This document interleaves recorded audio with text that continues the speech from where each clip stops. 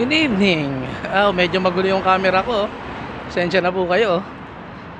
And at the moment, we're gonna explore here our last night here at Prague. Because tomorrow we'll be traveling to... Saan ba tayo, ma? Budapest. Tomorrow we'll be traveling in a three country trip. So from Prague, from the Czech Republic, Slovakia, Bratislava in Slovakia, and after that we're heading to Hungary at Budapest. Yan.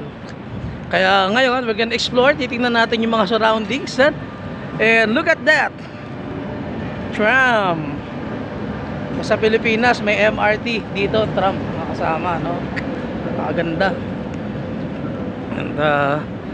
And at this point we're going to the shopping mall here at Czech Republic. And yan, ma ka lang wala ako, takot ako. And look at that huge H&M to all the Pinoy shoppers, yung paborito nyo. And we're going here inside this mall. I don't know kung ano makikita namin dyan, pero come on, let's get inside. Okay. Wow. Novi Schmidt Chop Mall. I don't know what's inside, so let's gonna check out. Hello guys. What's in? Oh my god, what's that? Let's see. Let's take a look. This wonderful here. Hello. Ayan, ang babait ng mga tao, palangiti. Ngiti ng ngiti yung mga tao. And okay, and welcome to the mall.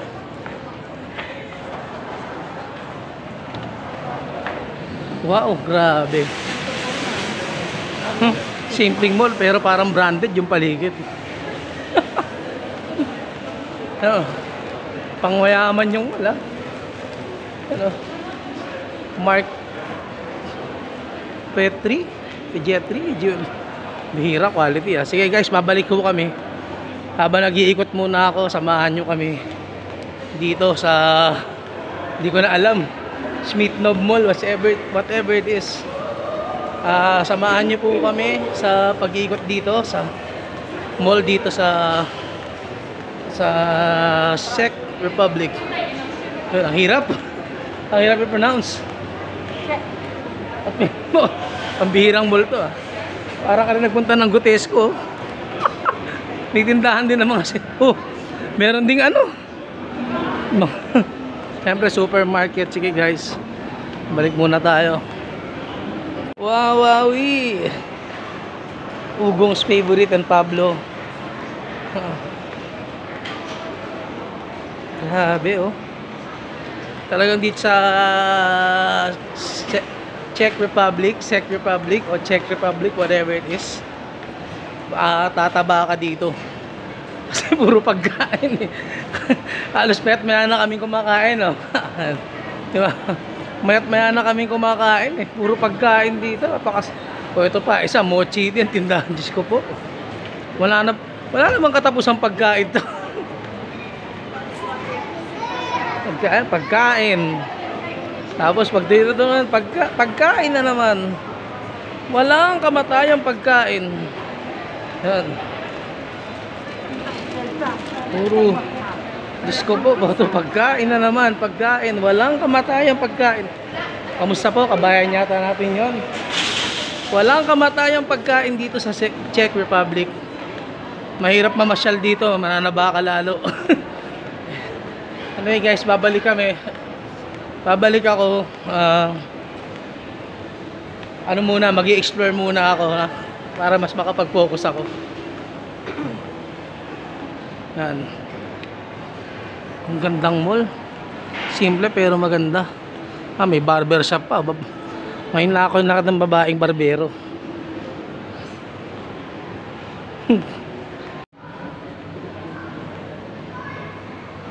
Welcome to the second floor of the mall. Ano to, kung anong nakikita ko dito ngayon, pero puro sapatos sa Suswal. Mga shopping products. Yan, shopping products. Sa mahilig mag-shopping. Oh. United Colors of Benetton. Grabe talaga. Grabe ang... Hindi ako mahilig kasi mag-shopping, pero palagay ko masarap mag-shopping. Baka makabili ako mamaya. May train, oh. Ang galing, may train, no?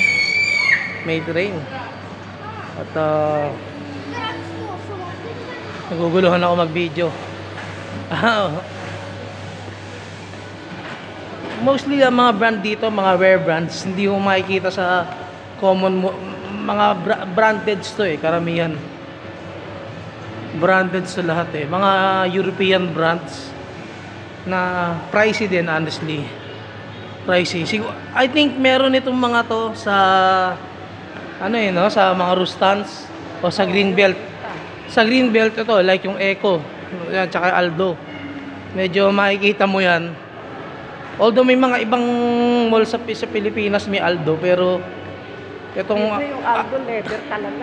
yung Aldo dito, sa totoo lang guys, Leather talaga.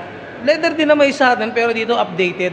Tsaka hindi naman sa nag-downgrade ako, pero ito talaga updated, tsaka high grade yung gamit nila. Sorry to tell, pero yun lang yung masabi ko, yun yung totoo.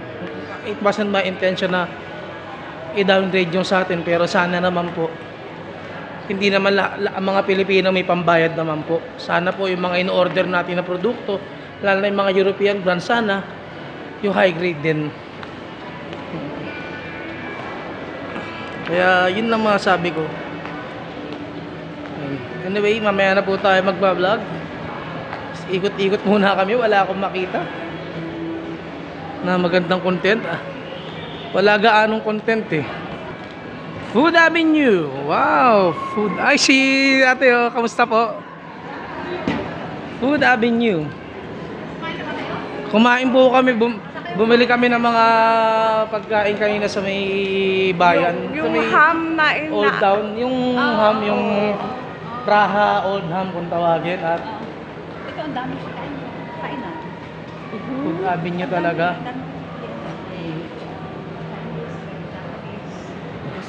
Yung dalawa umi-excel.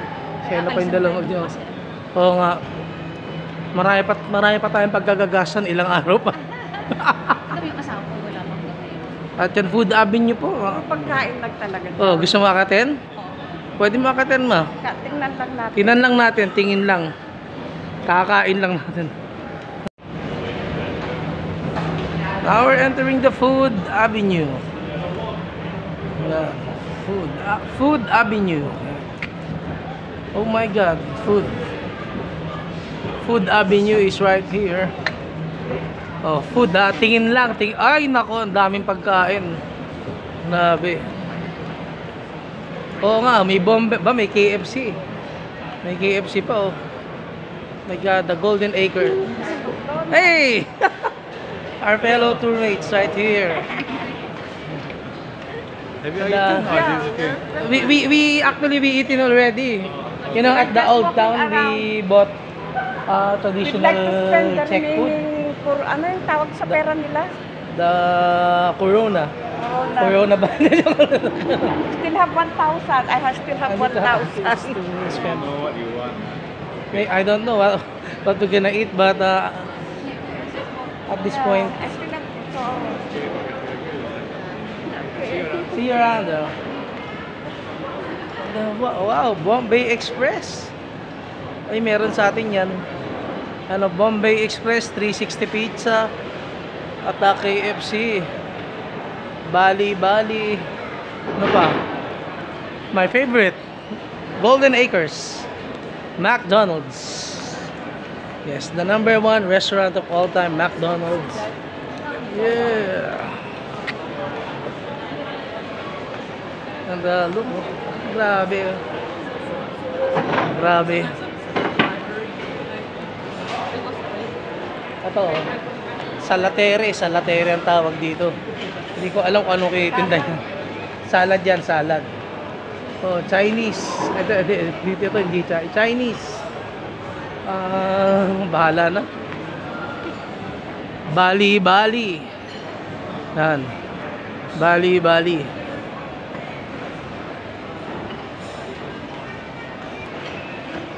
Mga kaibigan, kung akala po natin sa Pilipinas lang nauso ang Anli, yung gusto ko ipaalam sa inyo na dito rin po Buffet Go Walk, kung saan po ang mga taga Czech Republic mahilig din kumain ng unlimited.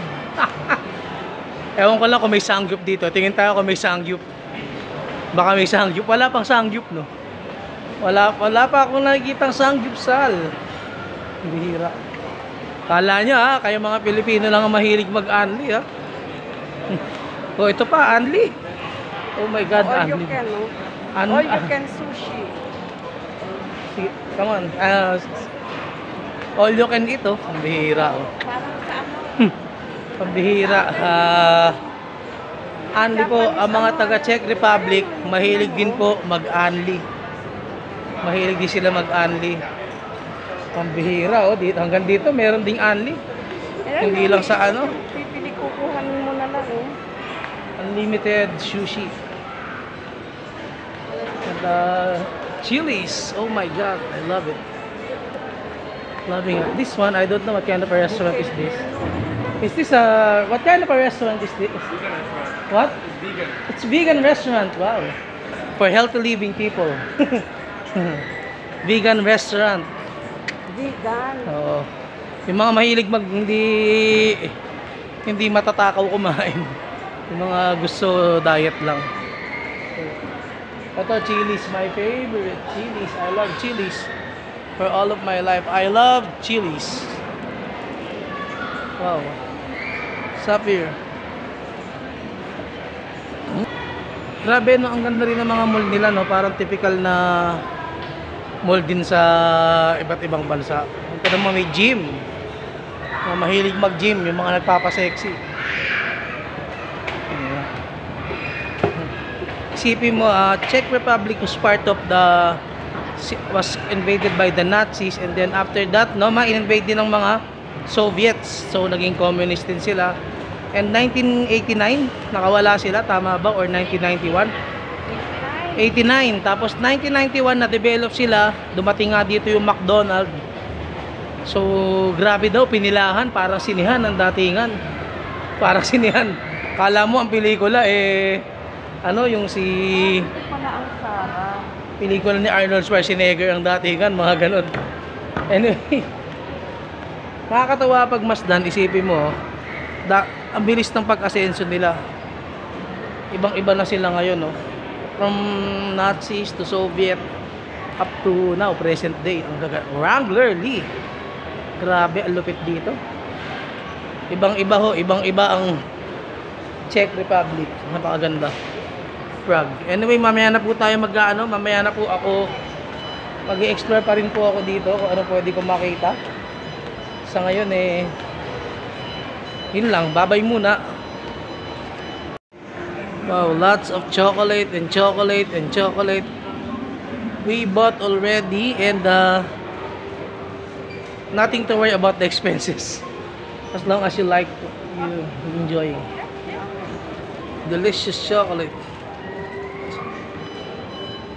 Chocolate and chocolate and chocolate.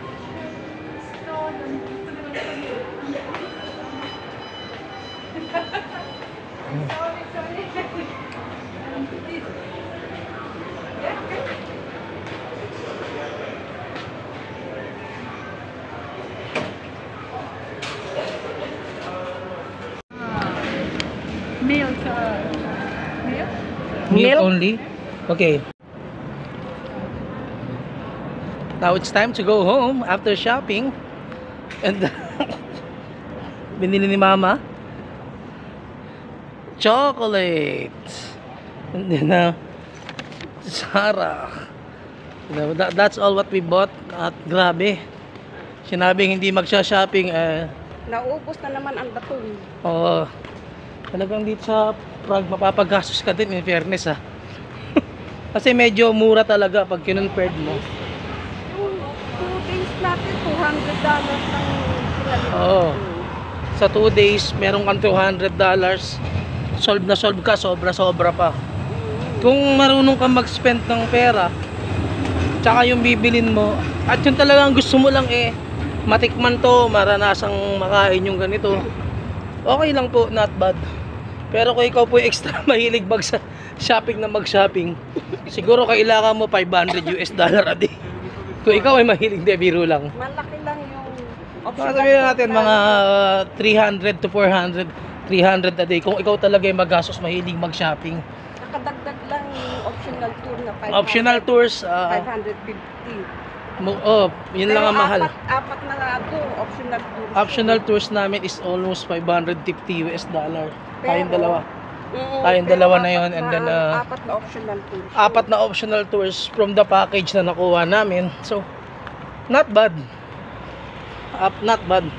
$550 for 2 persons, 4 different optional tours na one of a kind. Like yung nag-Oktoberfest, mini Oktoberfest namin, yung Prague by Night. Ang ganda nun. Para kayo mini Oktoberfest. Tas meron pa kami yung ano pa ba yun? Manonood pa kami ng Sound of Music. Oh, Sound of Music. Manonood pa kami. Punta pa kami sa... And then we'll go to the Gypsy Village. Gypsy show. Dinner show. May kasamang dinner yun. Dinner show. And then Punta pa kami yung sa summer house ni yeah, we'll also go to the Eagle's Nest, yung kay Hitler. Doon yung parang summer house, at saka doon din yata yung chamber nung mga napatay ho nila na mga Jewish people. So marami pa ho tayong pupuntahan. Antay-antay lang po kayo dyan. Sana ho mag-enjoy kayo. At least click subscribe, no? Anyway, bye bye. Prague by Night. Look at Prague by Night. Ang tahimik. Wala nang tao, parang may curfew. Ano ba, lockdown? Nabiro lang. Ano, lockdown, ha? Anyway, bye bye.